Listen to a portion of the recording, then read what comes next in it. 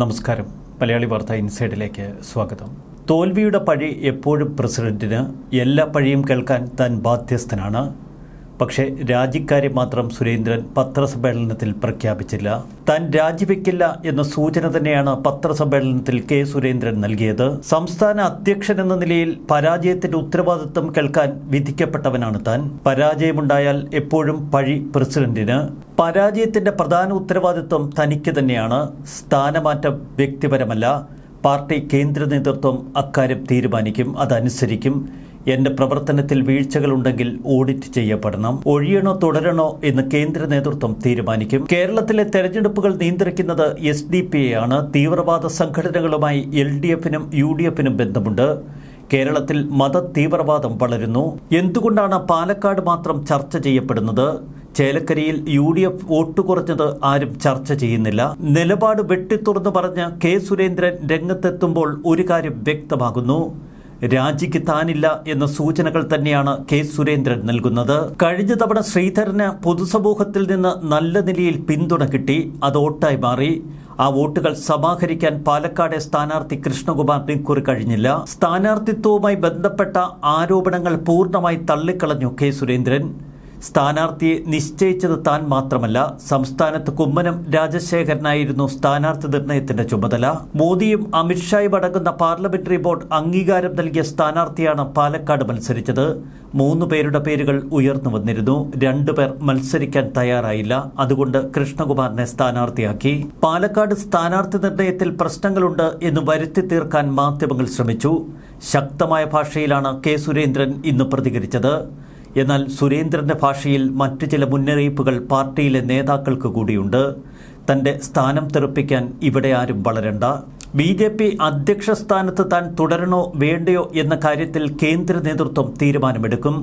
അതല്ലാതെ ഇവിടെ അഭിപ്രായ പ്രകടനം ഉൾപ്പെടെ പാർട്ടിയെ പരിഹസിച്ചാരും കളത്തിലിറങ്ങേണ്ട എന്ന് കെ സുരേന്ദ്രൻ പറഞ്ഞു വയ്ക്കുന്നു. കഴിഞ്ഞ 2 ദിവസമായി സമാനതകളില്ലാത്ത വിവാദമാണ് കേരളത്തിൽ തലപൊക്കിയിരിക്കുന്നത്. പാലക്കാട് BJP തോൽവി തന്നെയാണ് മാധ്യമങ്ങളിൽ ഏറ്റവും നിറയുന്ന വാർത്ത.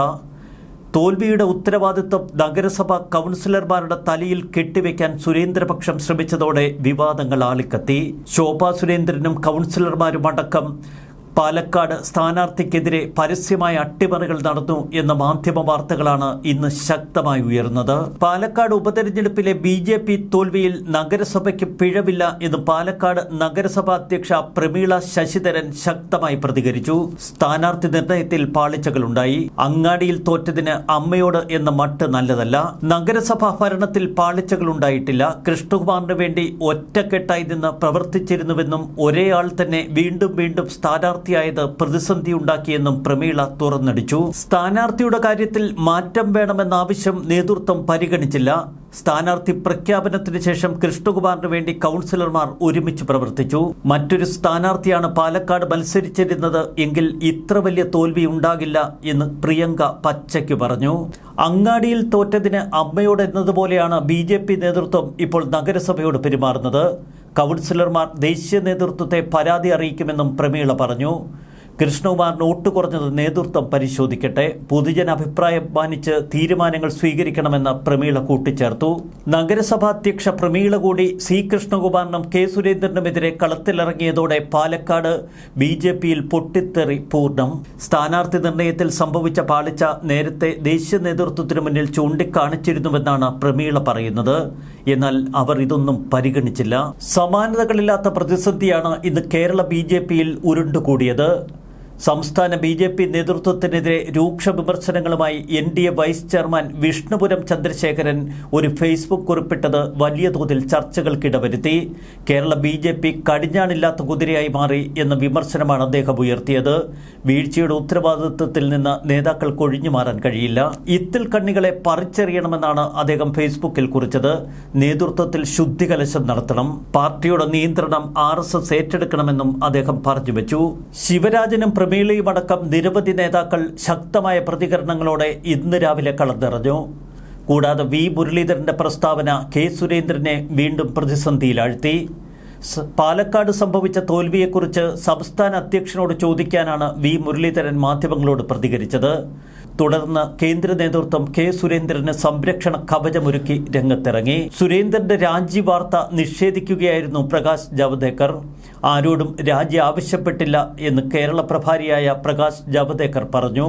LDFും UDFും ഒക്കെ കുപ്രചരണം നടത്തുകയാണ്, പ്രശ്നം പരിഹരിക്കുക തന്നെ ചെയ്യും എന്ന ജാവ്ദേക്കറുടെ മറുപടി.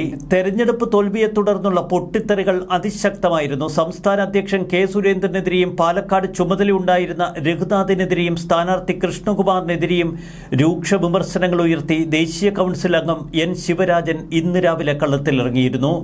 തോൽവിയിൽ നേതൃത്വത്തിന്റെ വിലയിരുത്തലുകൾ തള്ളിയാണ് ശിവരാജന്റെ വിമർശനങ്ങൾ ഉയർന്നത്.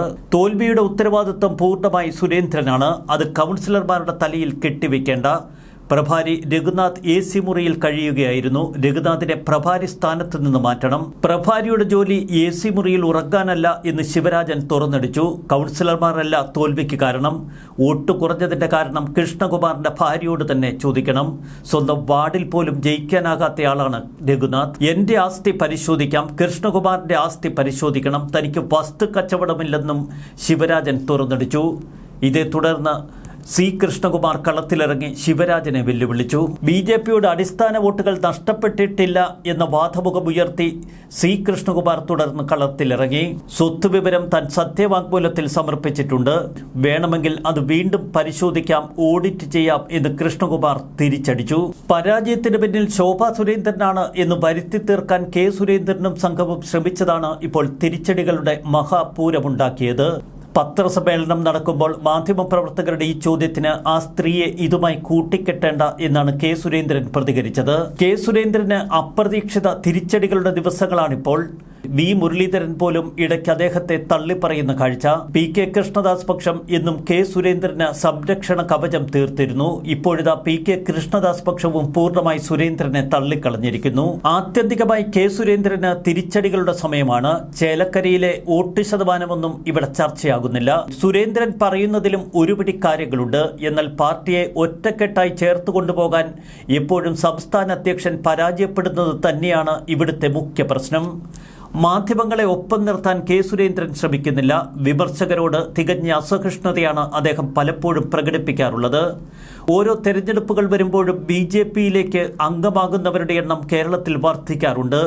ഒരുപാട് പ്രമുഖരും പ്രഗത്ഭരുമൊക്കെ കഴിഞ്ഞ തെരഞ്ഞെടുപ്പ് കാലയളവിൽ കേരളത്തിലെ BJPയിലേക്ക് ഒഴുകിയെത്തിയിരുന്നു. അവരൊക്കെ ഈ ഉപതെരഞ്ഞെടുപ്പിൽ എവിടെയെന്ന ചോദ്യം ശക്തമാവുന്നു.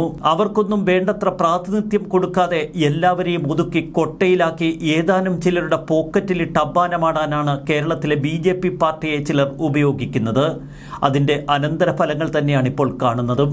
അതുകൊണ്ടാണ് സമൂഹ മാധ്യമങ്ങളിൽ ജനങ്ങൾ കുറിക്കുന്നത്, നേതാക്കൾ ഒഴിയുന്നില്ലെങ്കിൽ വേണ്ട, നിങ്ങൾ പാർട്ടിയുമായി തുടർന്നോളൂ, ഞങ്ങൾ അണികൾ ഈ പാർട്ടിയിൽ നിന്നങ്ങ് ഒഴിഞ്ഞു പൊയ്ക്കൊള്ളാം. പാർട്ടിക്ക് വേണ്ടി ഇത്രയധികം ജോലി ചെയ്ത് അഹോരാഷ്ട്രം പണിയെടുത്ത പാവപ്പെട്ട അണികളെ വെള്ളത്തിലാക്കുന്ന നടപടികളാണ് പൂർണ്ണമായും നേതൃത്വം കൈക്കൊള്ളുന്നത്. കേരളത്തിൽ BJP അധികാരത്തിൽ വരും എന്ന ആർത്തി തന്നെയാണ് ഇതിനെല്ലാം മുഖ്യ കാരണം. അധികാരത്തിൽ എത്തുന്ന ഘട്ടത്തിൽ താൻ മാത്രം മതി പാർട്ടിയോട് അമരത്ത് എന്ന ചിന്തയാണ് ചില നേതാക്കൾക്ക്. അതുകൊണ്ട് തന്നെ പാർട്ടി പാതാളക്കുഴിയിലേക്ക് പതിച്ചിട്ടും ഇവരൊക്കെ ഇപ്പോഴും തങ്ങളുടെ രമ്യഹർമ്മങ്ങളിലിരുന്ന് ആർമാദിക്കുന്നു. പാവപ്പെട്ട പാർട്ടി അണികൾക്ക് മാത്രം നിരാശ. അതുതന്നെയാണ് സുരേന്ദ്രന്റെ മാധ്യമ സമ്മേളനം കഴിഞ്ഞ ഈ ഘട്ടത്തിലും പാർട്ടിയുടെ നില. ന്യൂസ് ഡെസ്ക് മലയാളി വാർത്ത ഇൻസൈഡ്.